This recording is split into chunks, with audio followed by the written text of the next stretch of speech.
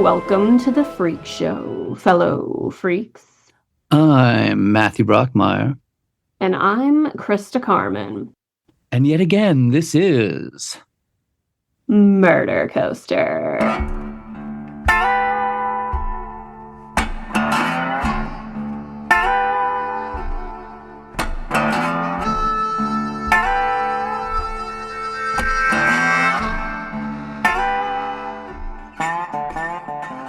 Prepare yourself for darkness as we take a disturbing ride into the horrible and unbelievably gruesome story of the killing cousins, David Allan Gore and Fred Waterfield, a pair of sick serial killers who terrorized the swamps, citrus groves, and highways of Vero Beach and Orlando, Florida.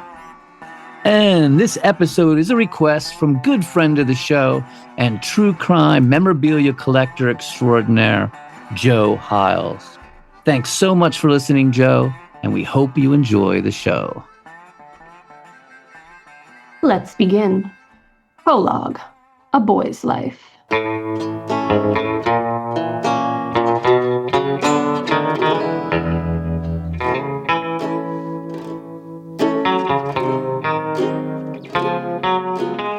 It was the summer of 1983 in Vero Beach, Florida, and 14-year-old Michael Wayne was making the most of it, riding his BMX bike to his friend's house, roaming the citrus groves, catching frogs, and drinking out of garden hoses.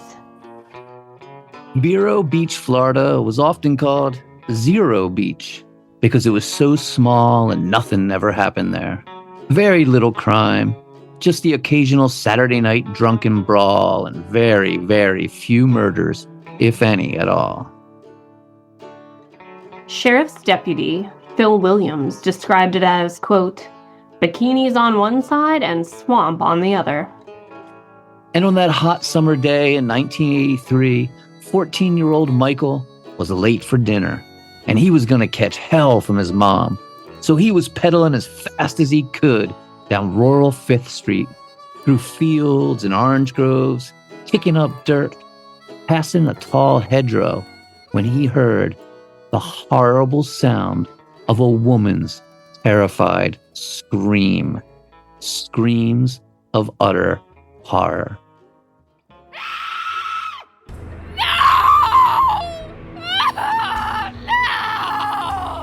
Help me! Oh God, please, somebody help me! He's killing us! Michael stopped his bike, and his jaw dropped as he spied, off in the distance to the left of him, a naked teenage girl, hands cuffed behind her back, wrapped in electrical cord, sprinting through the trees and onto a long, crushed-shell driveway leading to the paved road. And behind her was an obese, older, balding man with a pistol in his hand. The girl stumbled and fell, crashing to the ground naked with her hands cuffed behind her back. And the naked fat man, pale, his stomach fish belly white, covered in a pelt of glistening hairs, grabbed her by the wrist and dragged her to a small pine tree, the woman screaming for help the entire time. The naked fat man threw the girl beneath the pine tree, put the pistol to her head, and fired twice.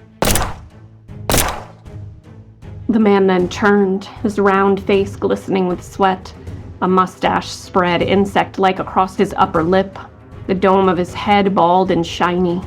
He squinted his pig-like eyes and looked directly at 14-year-old Michael, locking eyes with him.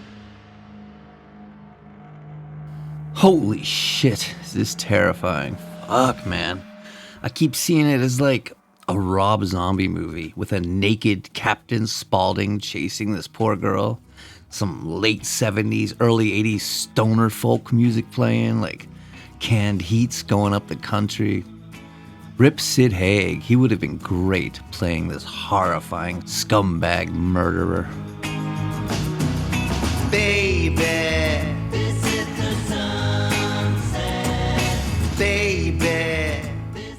Michael tore off on his bike, racing home, weeping hysterically, running to his mother and telling her what he'd seen.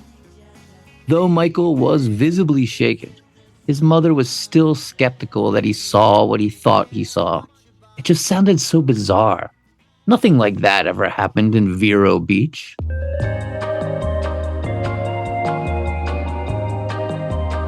So his mother loaded him up in her car and drove over to see what he was talking about. Just holy fuck. This is what life was like in the 80s before True Crime Podcast. It's true. You take me to that naked killer right now, young man. I want a word with him. Jesus. But when they got to the long driveway of crushed oyster shell, there was no naked fat man with a gun, no teenage girl shot in the head, nothing at all. Just the rhythmic sound of cicadas and the dense, wet Florida heat. But if they'd gotten out of their car and walked down to that forlorn pine tree, they would have found a very large pool of blood and drag marks.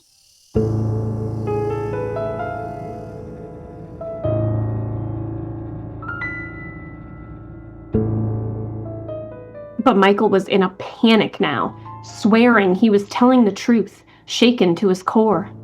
So when they got home, his mother called 911 and the local sheriff's department was notified. Deputy C.C. Walker was assigned the call, and he actually knew the area they were talking about. A man lived there with his parents, who was a suspect in several mysterious disappearances and had done time for stalking and attempted kidnapping. So Deputy Walker drove Michael out with him to show him exactly where the incident had supposedly happened. Which, again, this poor kid, little Michael, was so terrified that he just huddled face down on the back of the patrol car, shaking, afraid to even lift his head and look. The sheriff got out and began to walk down the long driveway, out to the pine tree, and sure as shit, there was a large puddle of blood, drag marks, and tracks of bare feet. Fuck, now if this was a Rob Zombie movie, some psycho like Otis Driftwood would drop out of the tree and then kill the cop. Ugh, God, I am totally envisioning this as a Rob Zombie movie as well, and it's like too atmospheric, it's creeping me out. However, this was not a Rob Zombie movie, it was very, very real, and the sheriff deputy ran back to his car and called for backup. Code 3. That means everybody come, no matter what they're doing, fucking emergency. Soon law enforcement from all over Vero Beach and beyond had surrounded the house. Someone noticed the trunk of the white Mercury parked in the carport behind the house had a pool of blood beneath it, dripping from the trunk. When the trunk was pried open, there lay a dead teenage girl, naked, arms bound behind her back, her head a mask of gore.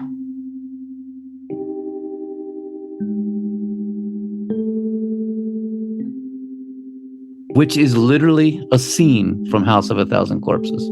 Yeah, Jesus. And after the man surrendered, a man named David Gore, they'd find a living girl in his attic, also naked and bound, hands cuffed behind her back. When they got David Gore to the police station, they began to question him, and he immediately began to confess, implicating his cousin Frederick Waterfield as well, saying, Well, me and Freddie picked up girls before, you know. We'd done the same thing. Freddie 5 or 6 years ago out there on Highway 60, we picked up a girl and Freddie pulled a gun on her and made her get in the car. The investigators stared at him dumbfounded. Highway 60? He'd been a suspect in other disappearances, but they didn't know about this one. Homicide Detective Sid Dubose pulled up his chair and said, Tell me about it. And so began the story of David Allan Gore. Chapter 1. All in the Family.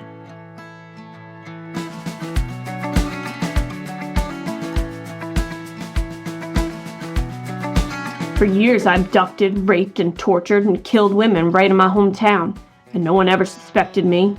I learned how crimes were investigated, what cops looked for, and I honed my skills to a science.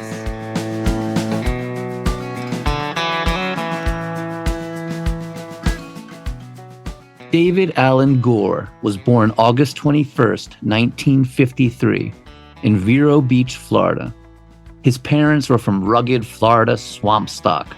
His father, Alva, a hunter and trapper, who worked in the vast citrus groves that surrounded the area.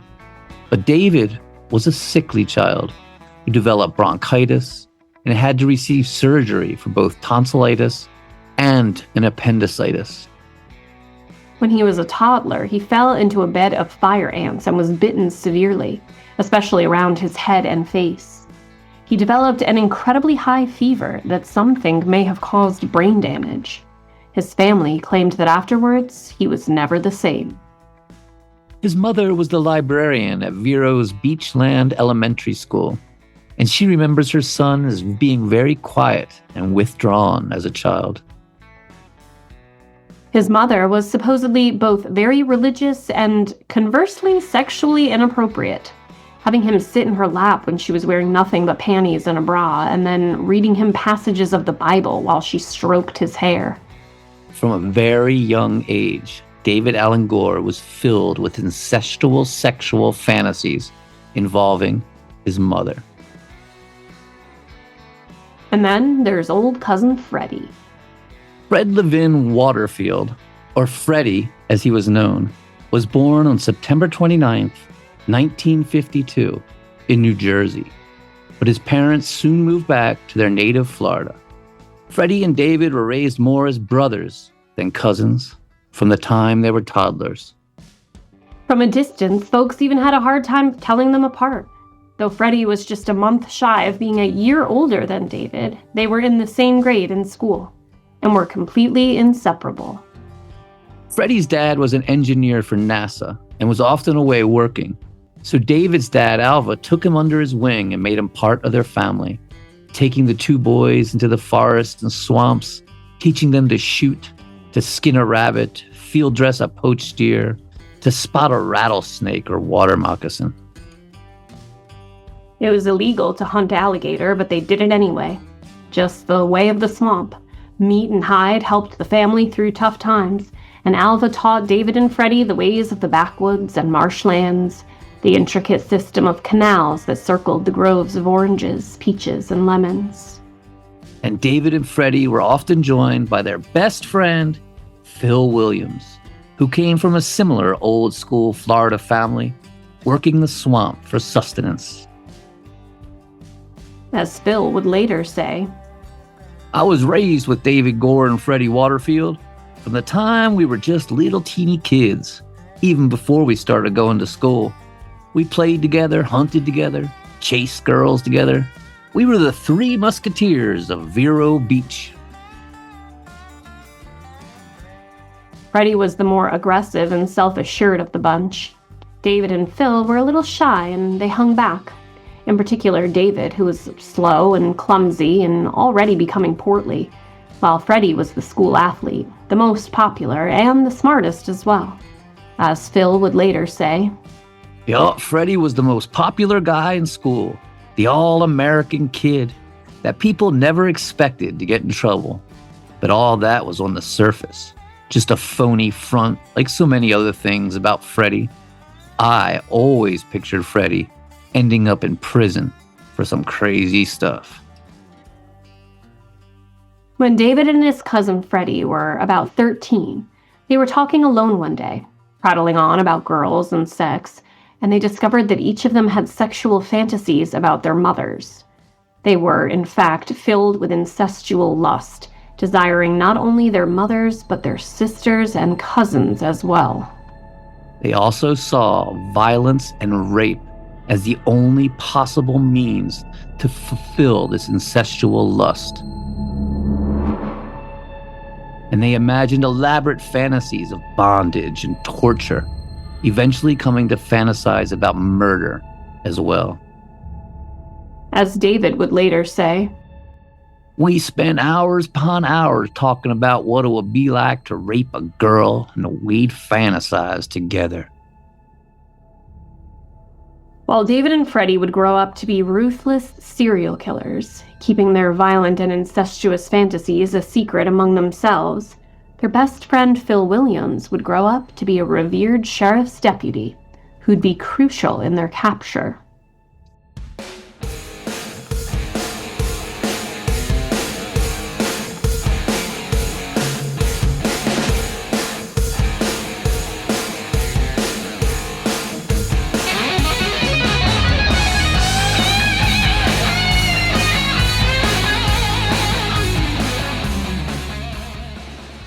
Freddie played football for the Vero Beach Fighting Indians, and his coach remembers him as having great potential, but no real desire for hard work, saying, "He was very social and outgoing, popular with the kids, and a good natural athlete in any sport. But he lacked commitment. Freddie had great potential, but he was a great disappointment."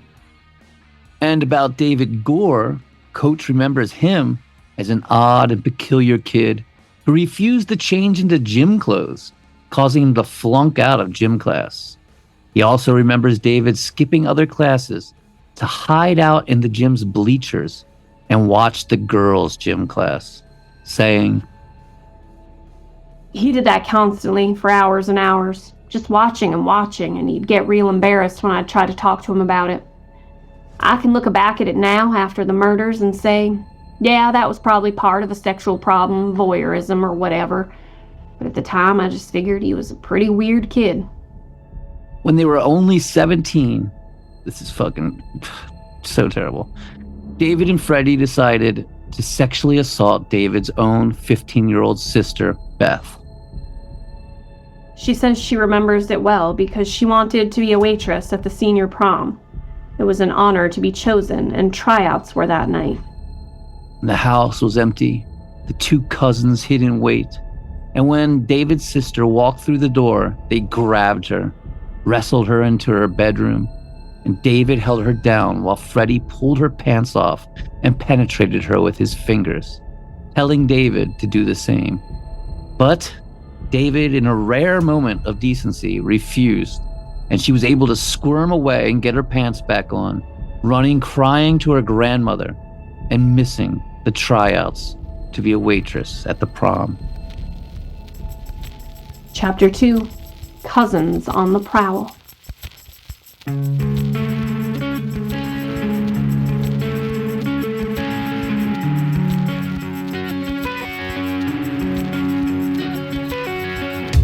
No more self-esteem, no more starry-eyed childish dreams, no more six sprites in the sink, no more liquor in the house to drink, but no more bad teeth, no more demonic dreams, no more voices in my head, no more bullshit medical debt.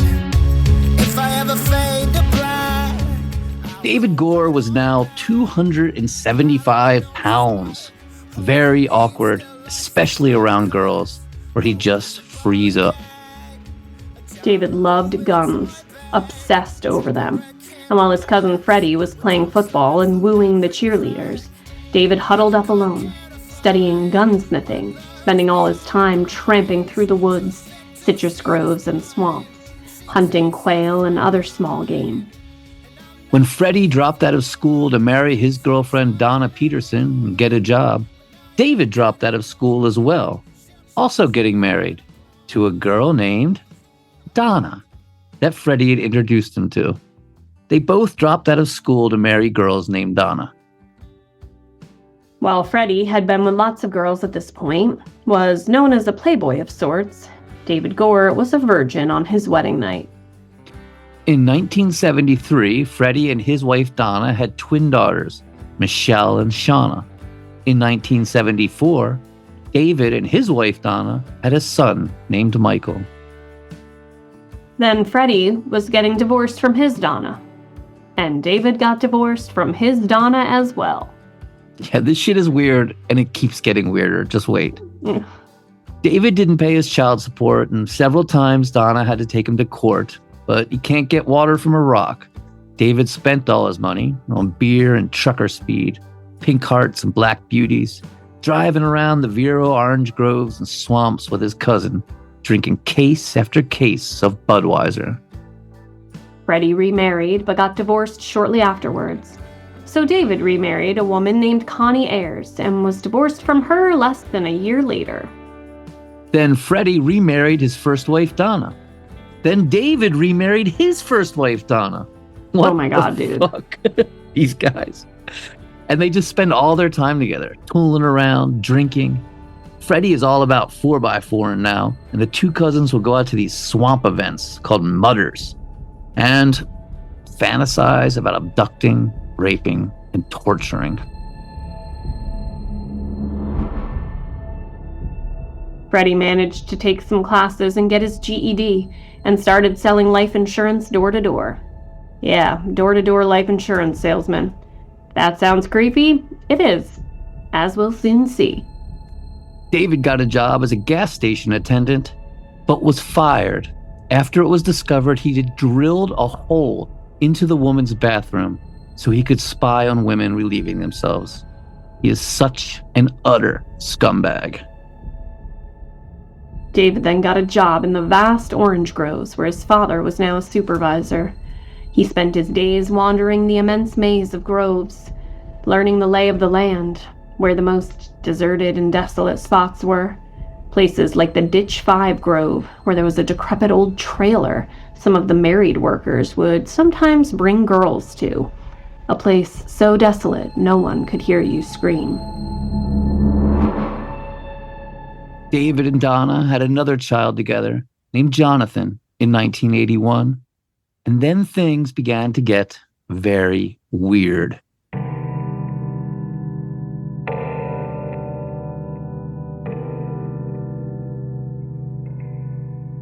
David was breaking into houses, bringing home weird trinkets.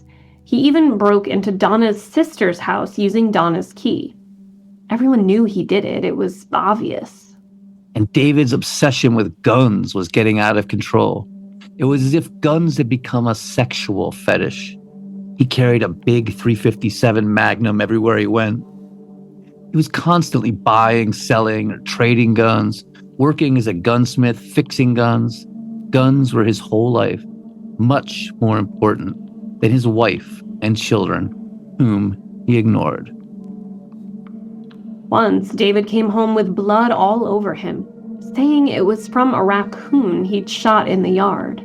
And another time, the family dog leapt into the back of David's truck and came out with 2 bloody bras. Donna demanded to know who the bras belonged to, where they'd come from. A huge fight ensued, and David grabbed his wife, forced her into his truck, and drove her out to a desolate area in the orange groves where a backhoe was parked, and acted as if he was about to start digging a very large hole before he relented and drove her home. She left him the very next day. By now, Frankie and David's old best friend Phil had become a sheriff's deputy, so David tried out for the service, joined the Indian River County Auxiliary Program, saying it made him feel important. Ugh. He made him feel important. Of course, he had planned to exploit his badge and gun to rape, torture, and kill. Chapter 3. Diane Smalley.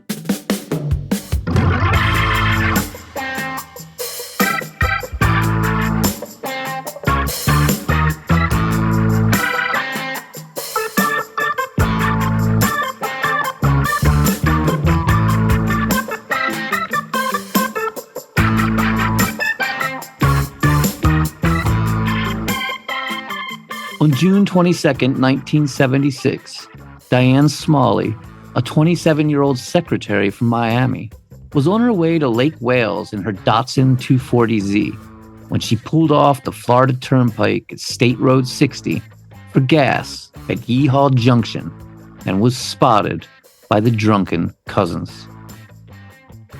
They'd been driving around in Freddie's old Chevy truck all day, eyeing women, talking about how much they'd like to abduct and torture a girl. As Diane left the gas station, the 2 cousins followed behind her.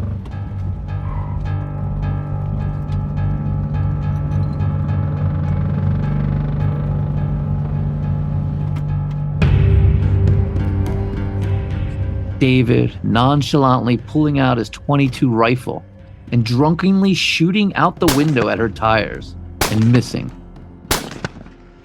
Freddie jerked the truck to the side of the road, saying, "Shit, you can't hit anything. Let me try." David then got behind the wheel and raced to catch up to the car, as Freddie, the talented athlete and well-coordinated hunter, shut an eye, leveled his sights, and squeezed the trigger. Perfect shot, shooting her tire right out. Diane pulled over, not realizing her tire had been shot out, and the two cousins approached, saying, "Hey, need some help?" David later saying, "It never entered my mind that she might have seen us shooting. Being intoxicated had a lot to do with it, I guess. You know, you just don't really care about a lot of consequences when you're drinking. You know, you're not as conscious or aware." Crazily, Diane had a .357 revolver in a bag under the passenger seat, and she had thought about grabbing it, but didn't. Instead, she just said, "Oh, hey, thanks. Looks like I got a flat," and hopped out of the car.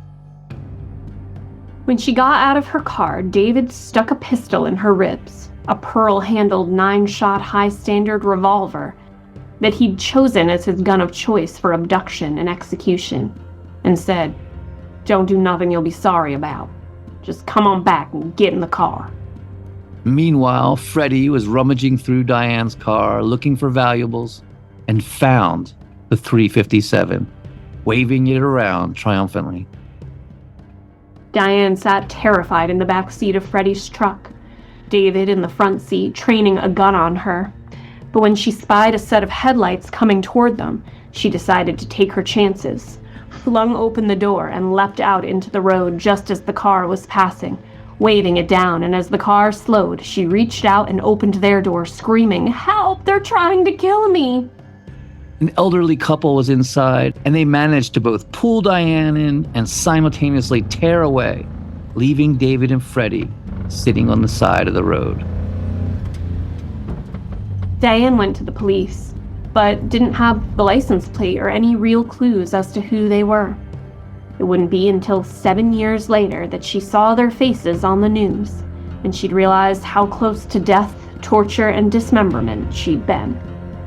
This was the cousins' first attempt at abducting a woman. They'd failed, but as their dark fantasies welled up, they would try again. Chapter 4. Angela Hommel.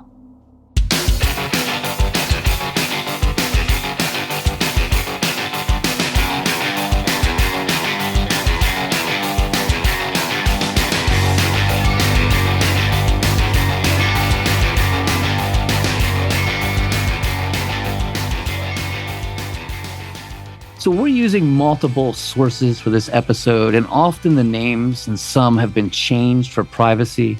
So she's also called Alicia Homrich in some sources, and differing sources tell this story in different ways. And honestly, if you start to do any research into David Allan Gore, you will see that there's wildly differing versions of everything. Well, what is agreed on is that Angela was a 20-year-old German woman who'd moved to Florida and had recently gotten a divorce. And on July 21st, 1976, exactly 1 month and a day since the attempted abduction of Diane Smalley, she left her mobile home to discover her tires had been slashed.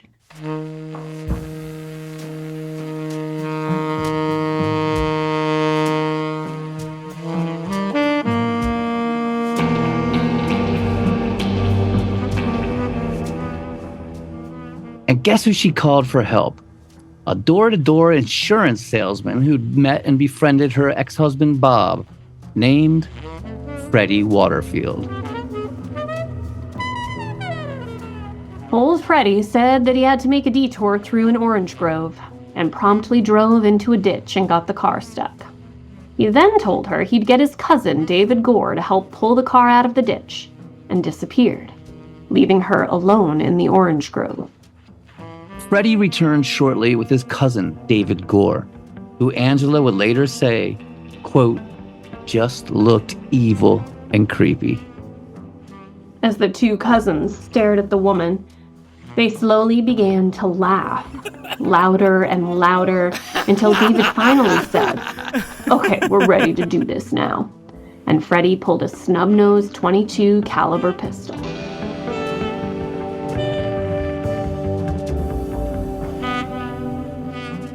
After taking turns sexually assaulting her, David pulled a knife and stated that they should cut her up and feed her to the alligators. But they faltered, and instead just made her promise to never tell a soul what had happened, which she readily agreed to. But once released, she promptly went to the hospital and reported the rape to the police. Freddie and David were arrested and interrogated, but the cousins claimed it was consensual, despite the bruises, cuts, and other injuries Angela had sustained during the attack. And now, are you ready for some fucked up shit? Police gave Angela a lie detector test. We've repeatedly talked on the show about how inaccurate lie detector tests are and how psychopaths can pass them and innocent folks will fail them. And here is another example. This poor woman who had been brutalized and assaulted, who wasn't a native English speaker and spoke with a heavy German accent, had difficulty understanding the questions. She fails the lie detector test. And no wonder, she's completely traumatized. And the cops call her a liar, threaten her with perjury, and tell her that she could actually be sued by David and Fred. Jesus fucking Christ. You may be wondering, as we are, why weren't Freddie and David forced to take a polygraph? Well, who really knows? But David was an auxiliary sheriff's deputy, and there was a lot of conjecture about how Freddie had an uncle in the sheriff's department, as well as their old friend Phil. Fucking backwoods Florida in the 70s, man. It was a good old boys network.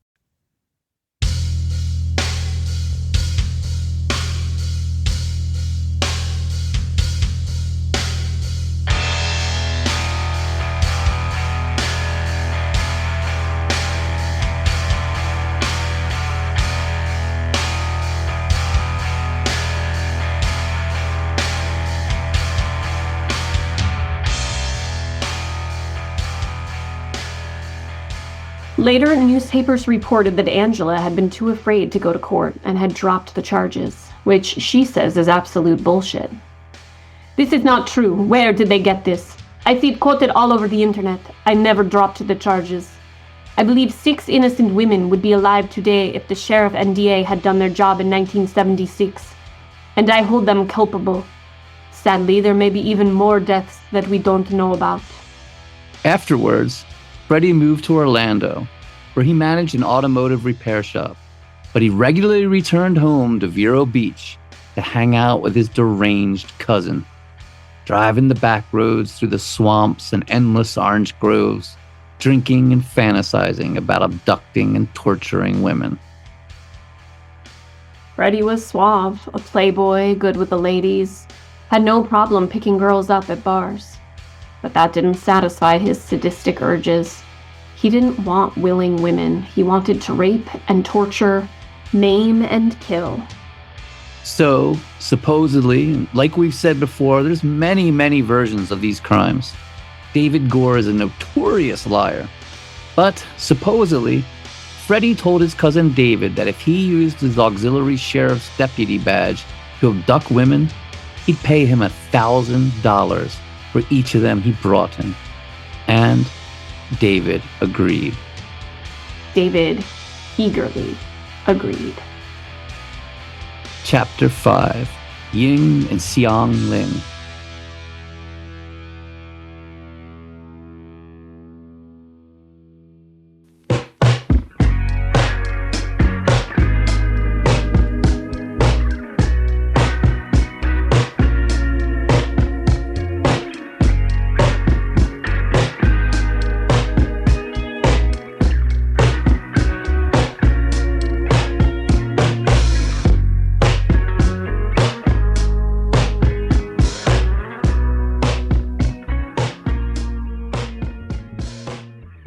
David Allan Gore began stalking 17-year-old Ying Ling when he spotted her getting off the school bus. He was driving a white Toyota pickup that had been given to him for his duties at the Pat Cat orange groves where he was working. As David would later say, I watched her for a few days to make sure where she was going and what she was doing in her activities, and also plotting a way that I could pick her up and give her to Freddie.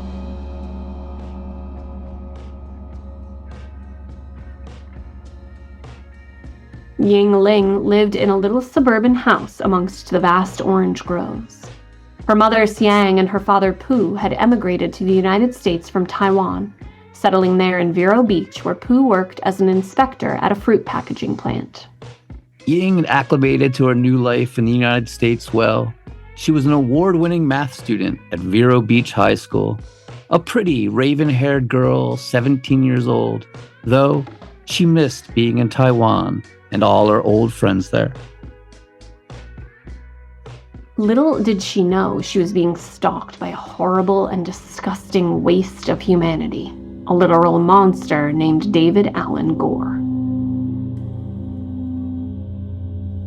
On February 19th, 1981, David Gore pulled up to the young girl as she walked home, flashed his auxiliary sheriff's department badge at her, and told her there was a lot of trouble going on in the orange groves, missing equipment, stolen merchandise, and he needed to have a talk with her.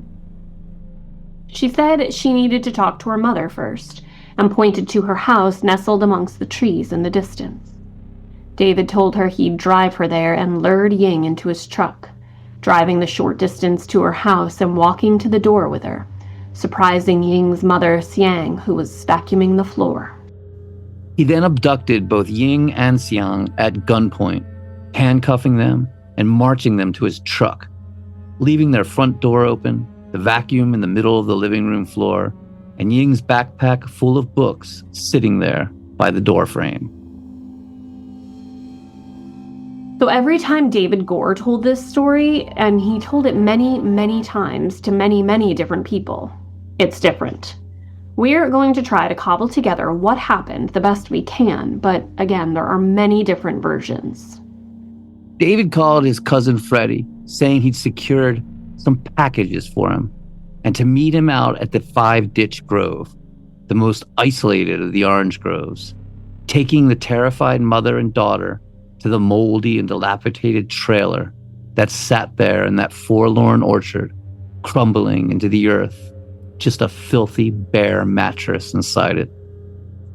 While waiting for Freddie to arrive, David raped both Ying and her mother. David was a sadist and says he loved the sound of women screaming, that he got off on it. When Freddie arrived, he was supposedly unhappy on 2 fronts. While he liked Ying because she was so young, he was basically a pedophile, and David preferred older women who reminded him of his mother.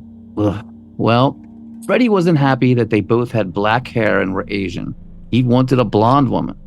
And he wasn't happy with Xiang at all because she was so old. So, and this is a tough one here, guys. Get ready. Warning. So, he tied Xiang to a tree with her hands behind her, binding her feet and stringing the rope up to her neck in a slip knot, so that if she struggled at all, the knot around her neck would slowly get tighter and tighter each time she moved. David and Freddie then began to torture and rape her daughter in front of her, and as she squirmed and struggled, Xiang slowly strangled herself to death. That's fucking terrible. In the first version David told of this story, Freddie took Ying with him, alive, bound and gagged on the floorboards of his truck, and returned the next day with her corpse. But in subsequent tellings, he usually states that it was he who killed Ying, shooting her in the head. Either way, David was left to deal with the bodies. There were these 50-gallon metal barrels lying all around the citrus grove, used for fertilizer and pesticide, and David tried to fit the corpse of Ying into one, but she didn't fit, so he was forced to dismember her body. David had grown up hunting, dressing, and butchering deer, skinning alligators, possums, and raccoons, so he was good with a knife and enjoyed hacking into the corpses and playing with the entrails, a final form of degradation and dominance. David Gore also had a hair fetish, and later bragged he scalped every one of his victims, saving their hair as souvenirs. He'd also say he ate some of his victims' body parts, but he'd say a lot of things. It's hard to discern what's real and what's just part of his sick fantasies. When he dismembered the bodies to the point where he was able to stuff them into the barrels, he used a backhoe to dig a deep hole, roll them in, and cover it up, with no one being any the wiser. David would later say about killing and dismembering yin and xiang. All of a sudden, I realized that I had just done something that separated me from the human race, and it was something that could never be undone. I realized that from that point on, I could never be like normal people. I have never felt an emptiness of self like I did right then. It was like I crossed over into a realm I could never come back from. Chapter 6. Judy K. Daly.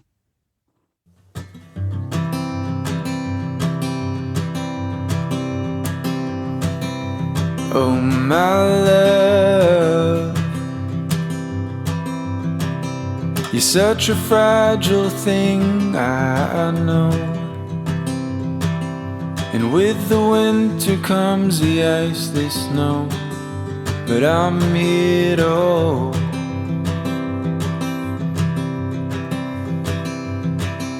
And oh, my love, don't worry about the cold just yet. The trees haven't started to shed. Just feel the summer sun as it warms. On July 15th, 1981, David Gore loaded his hunting gear into his white Toyota pickup, his .356 Magnum revolver, his .22 rifle, his hunting knife, police handcuffs, radio scanner, and a fruit jar of 180 proof vodka, then headed out to troll the beachfront parks along the highway A1A. David pulled into a secluded area called Round Island and spotted a stunning blonde woman reading a book and sunning herself, completely alone. Perfect. Cousin Freddie would just love her. The woman was beautiful, blonde-haired, blue-eyed Judy K. Daly, a 35-year-old mother of two who was originally from Vero Beach, but had moved to California. In July of 1981, Judy had returned to her hometown with her two daughters for a little vacation, her husband staying back behind in California. That Wednesday, she dropped her daughters off at the beach to hang out with some other teenagers and play volleyball, then headed to the quiet of Round Island Park to relax and read a book. As she sat on a beach chair reading, David Gore crept out to her car and quietly disabled it, pulling the coil wire, then lay in wait, watching with binoculars. Eventually, Judy made her way back to her car, and when it wouldn't start, David strolled up, explained he was in law enforcement, showing her his auxiliary sheriff's badge, and offered to give her a ride to a nearby phone booth. Once in his car, David jerked the pearl-handled 9-shot high-standard revolver out. "What's going on?" Judy asked, confused. "Don't try nothing or I'll shoot you. Don't ask no questions. Just keep your mouth shut." David then handcuffed her to the truck seat so she couldn't escape like Diane Smalley. He then called his cousin in Orlando and set out for the shadows and seclusion of that forsaken citrus orchard, Ditch 5, and to the disgusting little trailer hidden out in the shadows and branches. Again, We have differing versions of what happened.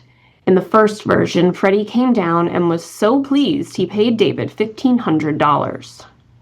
In another version, David raped and tortured Judy alone, eventually strangling her to death. later bragging about how much he enjoyed strangling a woman, the intimacy and closeness, staring into their face as death came over them. He scalped her, dismembered her body, burying her skull, hands, and feet in the orange grove, and throwing the rest of her into a swamp to be eaten by alligators. David had been seen at Round Island Beach behaving oddly as he stalked Judy, and he'd later also be seen at a phone booth with blood all over him. The police rounded up David and questioned him, asking why he was lurking around Round Island. Dave told him he was just checking out the tides. A search warrant was obtained, although by then he'd washed his bloody clothes, and he'd later brag about knowing to hide any evidence or souvenirs, including the scalps of his victims. But police did find strands of hair matching Judy's in his truck.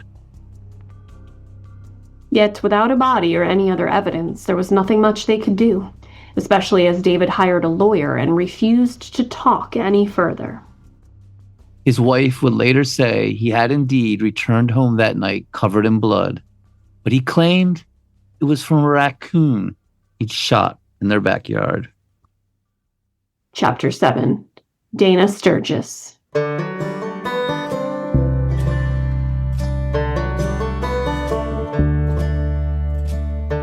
David Gore said after a murder or sexual assault, his mind would slow down, the fantasies of rape and violence abating, and he'd be a normal human being for a while, not a monster. But then, fantasies and twisted desires would slowly build again. He'd get himself a bottle of vodka, and as intoxication flooded his bloodstream, he'd go out on the hunt again.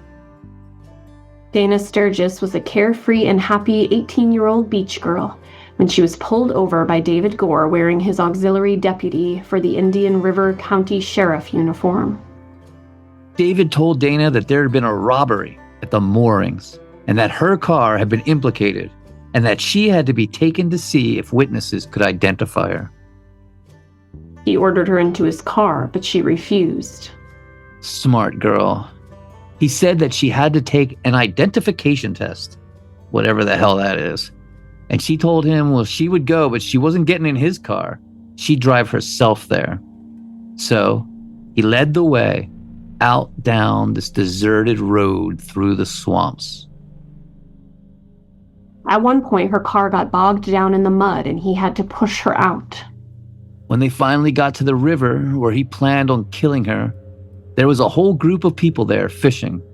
So he just told her, looks like the witnesses are gone. You're free to go. But Dana was obviously shook up. The whole incident was so strange. He hadn't felt like a cop. It all felt staged, fake, devious, scary. So she went to the sheriff's department and then identified David Gore from photographs. The sheriff's department, not wanting any bad publicity, did the best they could to sweep it under the rug. David Gore was called in and told he could resign right there on the spot or be fired publicly. David quietly resigned, and that was that. Chapter 8. Marilyn Owens. Marilyn Owens, a devout, church-going blonde with strikingly good looks, was leaving the doctor's office and walking to her car when she detected movement in her vehicle, as if a head had briefly bobbed up from the back seat. When she looked into the back seat, she saw a, quote, big, sweaty body. Horrified, she let out a terrible scream. And luckily, a sheriff's deputy happened to be walking nearby. Hearing the screams, he raced over, Marilyn pleading to him. Please help me, there's a man hiding in my car. The deputy pointed his weapon and ordered him to come out with his hands up. And at first, the fat, sweaty, shirtless man in the car refused. But when the deputy threatened to fire on him, and he may have meant it, this is Florida, after all, out came bumbling David Gore. He had his shirt off and was soaking wet. The deputy thought he'd been swimming, but the 260-pound David was just sweating profusely, so badly, in fact, that he drenched one of Marilyn's towels. This is so gross. I'm able to hear the most horrible things and not react. But for some reason, the idea of this fat, disgusting serial killer drenching this woman's towel with his sweat just makes me gag.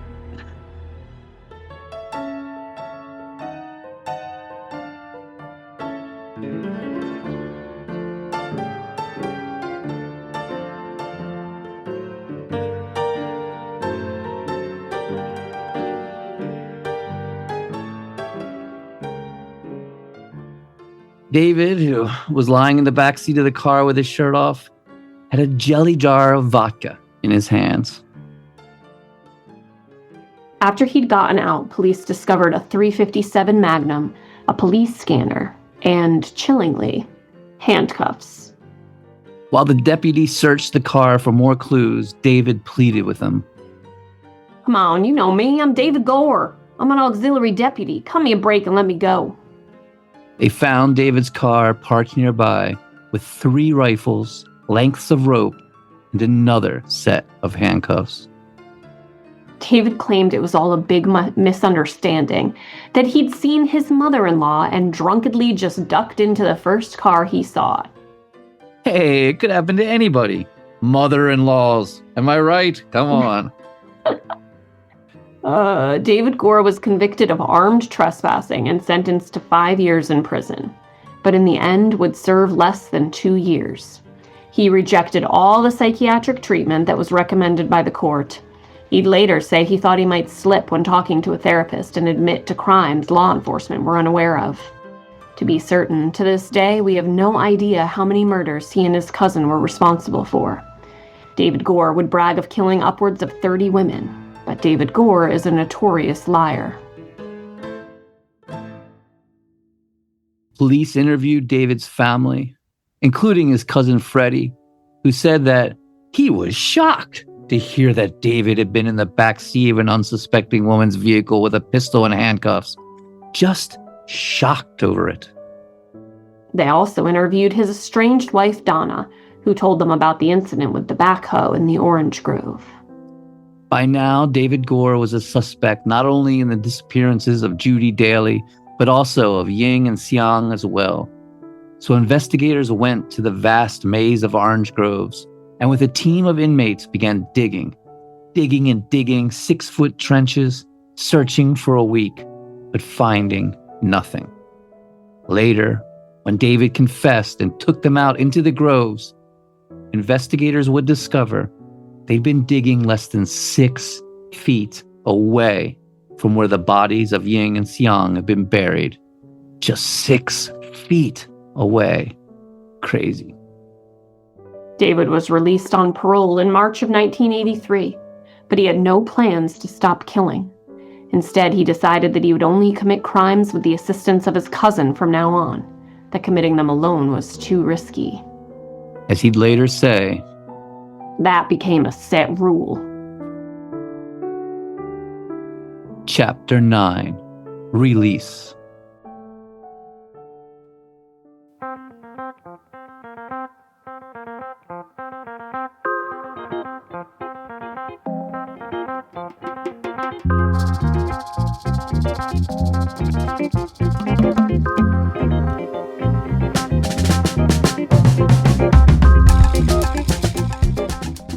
After being released from prison, David Gore moved in with his mother and was under constant police surveillance, tracked everywhere he went.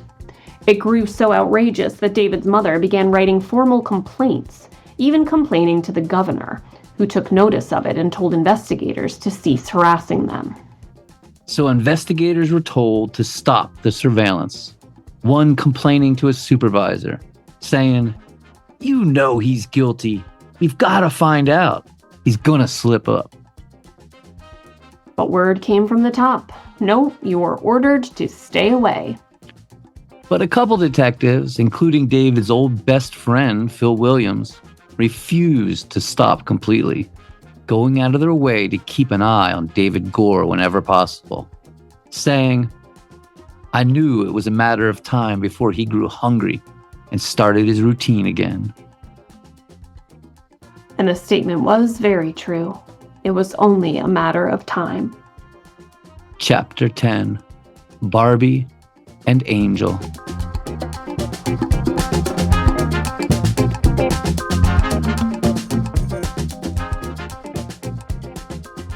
On May 19th, 1983, just 2 months after being released, David Gore was in Orlando with his cousin Fred. They were trolling the streets of Orlando looking for sex workers to abduct, torture, and kill. As David says, "We'd take a gun, handcuffs, and ropes, and everything that was necessary, that we could pick up hookers." Freddie said he knew where the hot spots were.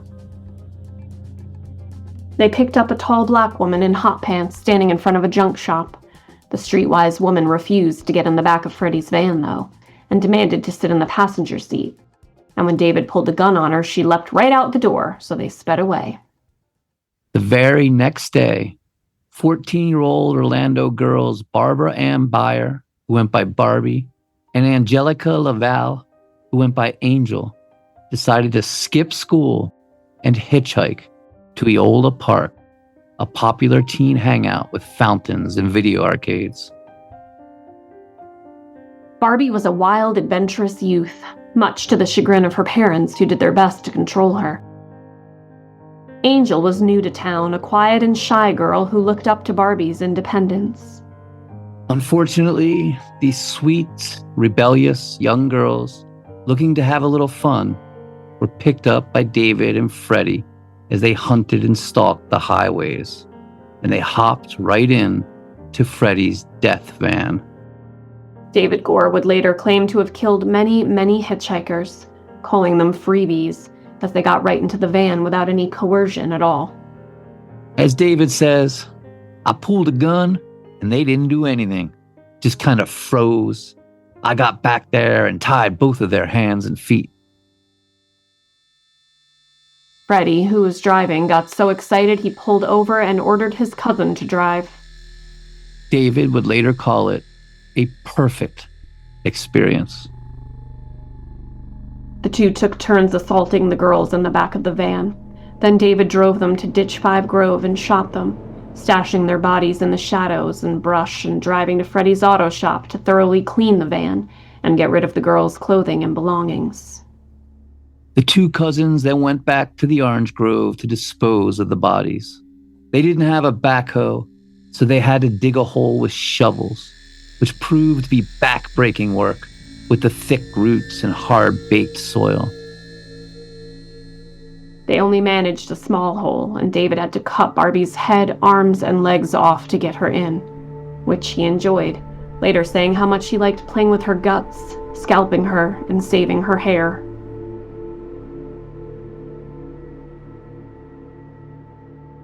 When they were done with Barbie, they were just too exhausted to do the same with Angel. So instead, they wrapped her in garbage bags, drove out 8 miles west on Route 60, past I-95, to a turnoff beside a deep-water canal leading to the swamps, and dumped her into the water to be eaten by alligators.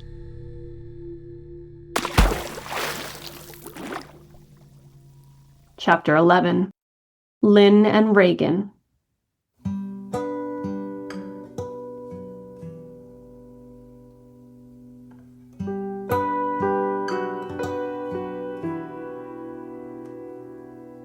Bubblegum fights on the 3rd floor.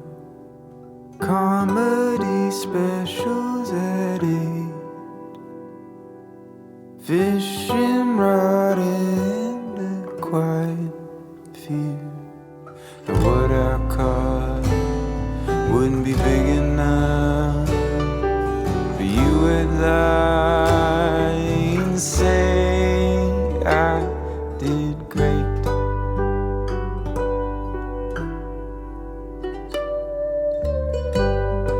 On July 26, 1983, 17-year-old Lynn Elliott and her friend 15-year-old Reagan Martin were chilling on the beach, relaxing. They lived only 2 blocks away. Lynn's father would say, They were at the beach almost every day, and we didn't worry about them. We had our own little paradise down there. It was just a beautiful place to live. Lynn worked with her father at his TV repair shop, with plans of becoming a hairstylist after she graduated high school. She had a steady boyfriend she adored named Tim McCullers, who, though she didn't realize it, had been shopping for engagement rings, planning on asking her to marry him.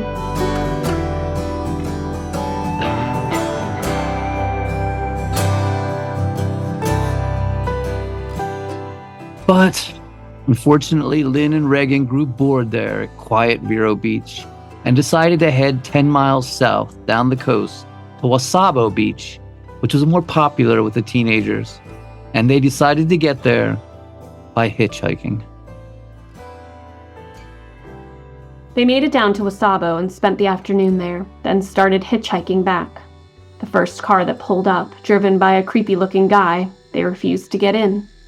Second vehicle that pulled up was a big silver and black Chevy truck driven by Freddie Waterfield, his cousin David Gore sitting in the passenger seat.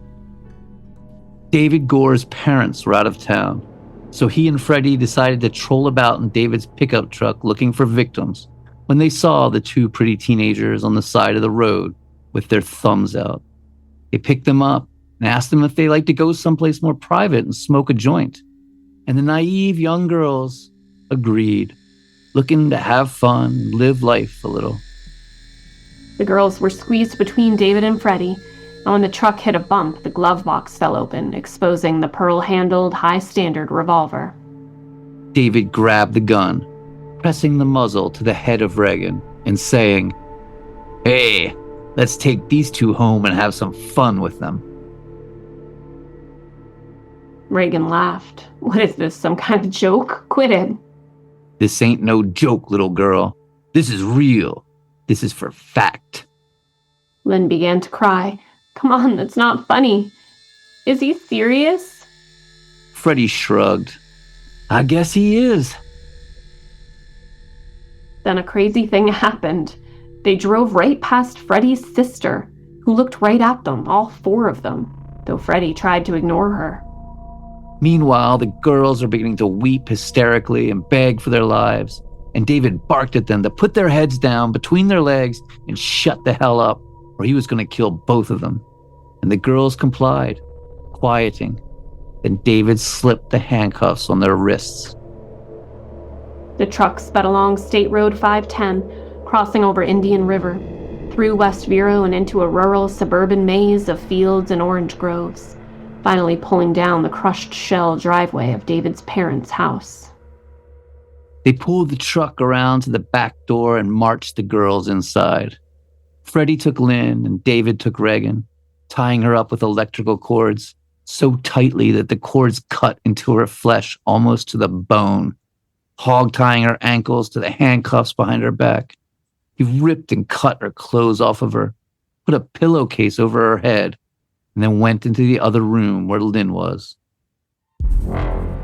Freddie, now growing worried because his sister had seen him with the girls, left to go to his 4x4 shop and establish an alibi, saying he'd return later.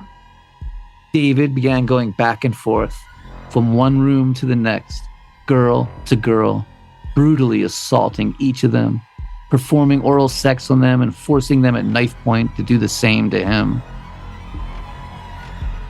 At one point, he was in the room with Regan, and Lynn managed to kick free of the cords around her feet, dash to the door and open it, then sprint down the driveway, handcuffed and naked. When David Gore heard the door open, he leapt up off of Regan and tore after Lynn, himself naked, running down his parents' driveway with the pearl-handled .22 in a sweaty grip. He fired at her and missed, and she stumbled and fell.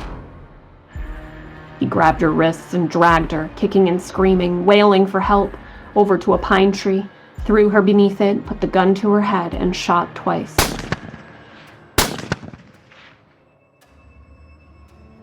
He then glanced around and made direct eye contact with a 14-year-old boy on a BMX bike, staring at him, open-mouthed, from down the road.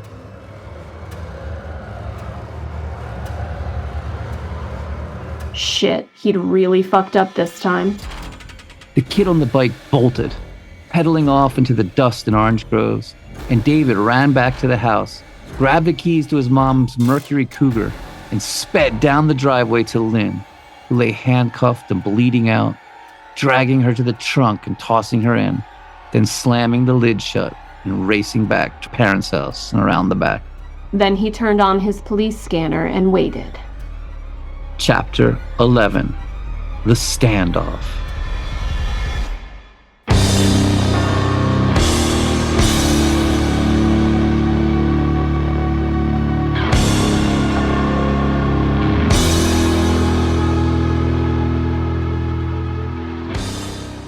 In what he thought was a brilliant ploy, David called the cops himself to report a naked man chasing a woman, but in a different area, hoping to divert authorities. But idiot David didn't realize that the new 911 computers gave the exact address where a call was coming from, so instead of diverting attention to a different area, he actually focused it right on his parents' house at 3925 5th Street. The same exact house a terrified 14-year-old was telling a sheriff's deputy that he'd seen a naked man shoot a woman in the head at. The same house authorities had been surveilling until the governor told them to stop.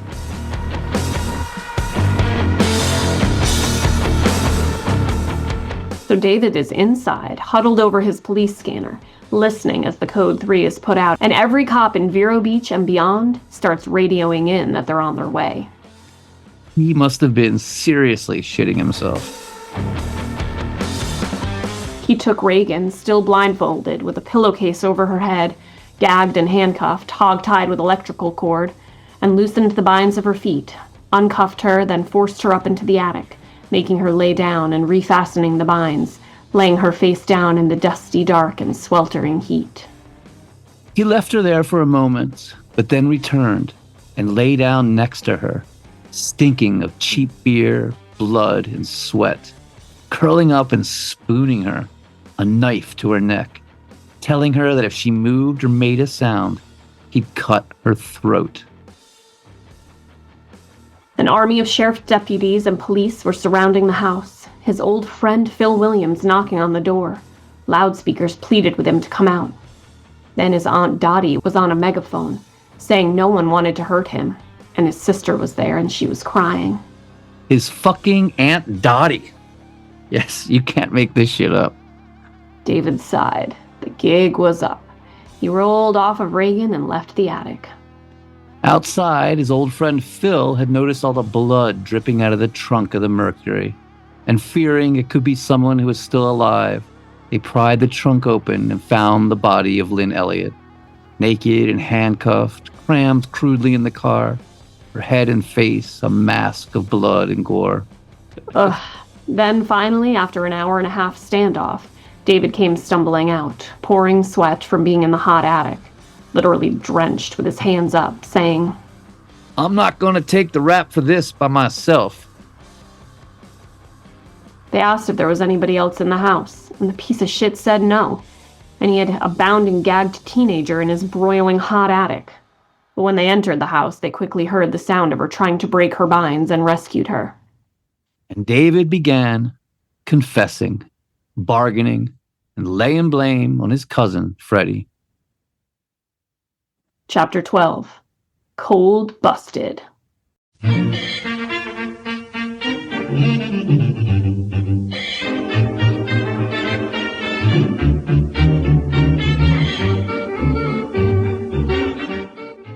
Police went and arrested Freddie, and the two cousins were identified in a police lineup by both Reagan and Michael Rock. They were held on $1 million bail, but then the judge raised it to $2 million. He didn't want these two scumbags going anywhere. They were charged with 2 counts of kidnapping and 1 count of first-degree murder.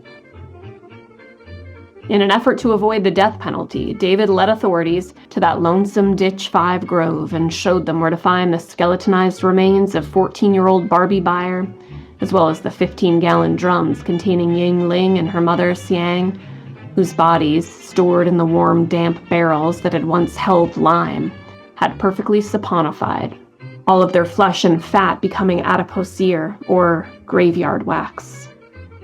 And it was none other than the cousin's old childhood best friend, Phil Williams, who'd make the discovery, prodding the ground, hitting something solid, brushing away the dirt to find a set of human teeth staring back at him. Phil then looked at his old friend, and as he says, I looked into his eyes. If the devil had eyes, that's what they'd look like.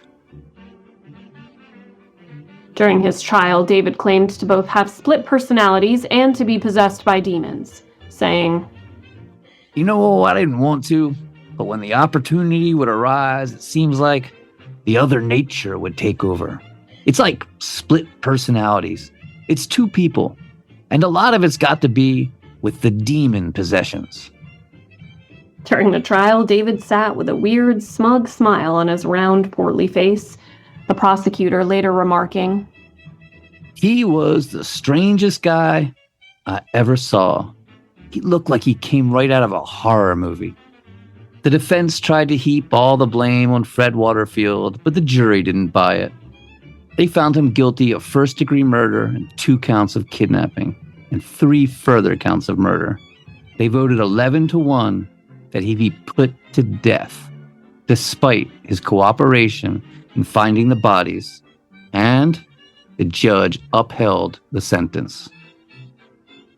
On March 17, 1984, David Allan Gore was sentenced to death in Florida's electric chair.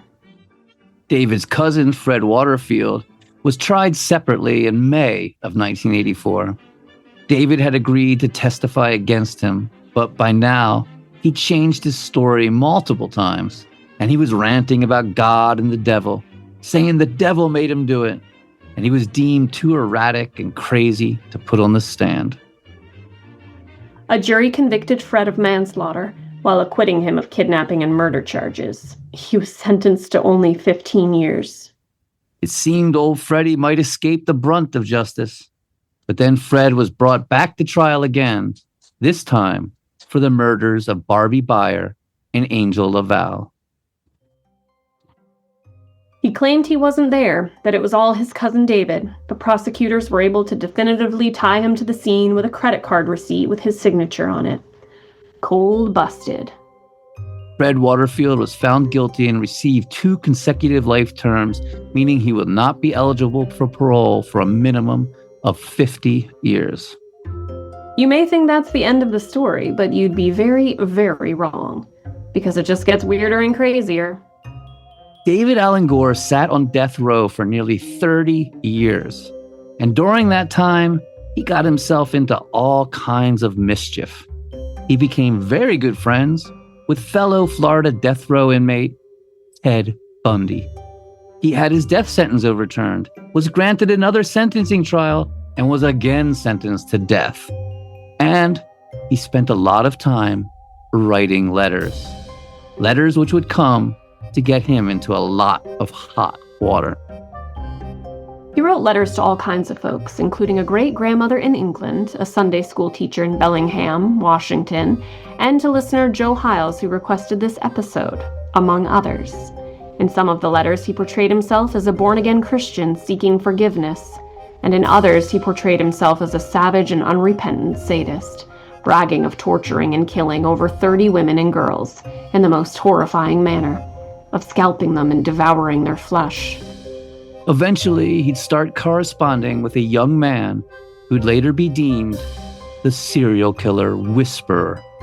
And it would be these horrible and disgusting letters that would make their way all the way to the Florida governor and would seal David Gore's fate.